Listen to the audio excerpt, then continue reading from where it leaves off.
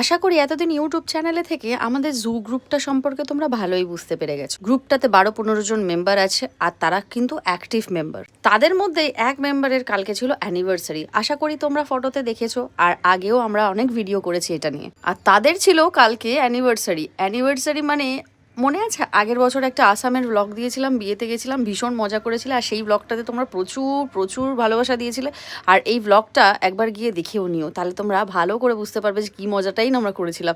দেখো কি সুন্দর সেজে গুজে দুজনে কেক কাটছে, আর সাথে কিন্তু কোকো অবশ্যই ছিল।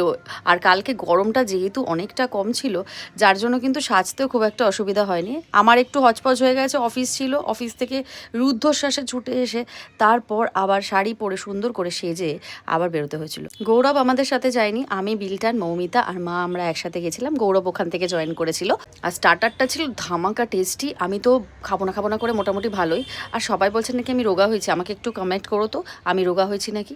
যে যার মতো মজা করেছি, ভীষণ মজা হয়েছে। আর এত মজা হয়েছে কি বলবো, আমাদেরই খুব চেনা যোধপুর পার্কের রুবিন্সে আমার পুরো এই অ্যানিভার্সারি পার্টিটা হয়েছিল। আর প্রত্যেকজন কিন্তু প্রচণ্ড মজা করেছিল। আর এই ব্যক্তিকে তো তোমরা চিনতেই পারছো। আর এই যে ফটো তুলছে, নানা রকম পোজ দিচ্ছিল। ক্যাফেটা কিন্তু তোমরা এক্সপ্লোর করতে পারো, প্রচণ্ড সুন্দর সাজানো, আর ফুড কোয়ালিটিও ভীষণ ভালো। আর বাকি তো তোমরা গিয়ে এক্সপ্লোর করে নিতে পারবে যারা যাদবপুর, যোধপুর বা গড়িয়াহাট থেকে আসছো। খুবই নিয়ারেস্ট তাদের কাছে ক্যাফেটা, খুব বড়। আর অনেক জন কিন্তু একসাথে এখানটাতে অ্যারেঞ্জমেন্ট করা যাবে আর বসে আনন্দও করতে পারবে। আর সবাই আমার সাজটাকে কিন্তু ভীষণ কমপ্লিমেন্ট করছিল। তোমাদের আমার সাজটা কেমন লেগেছে বলো। শাড়িটা আর ব্লাউজটা কিন্তু আমার নিজস্ব বুটিক থেকে নেওয়া।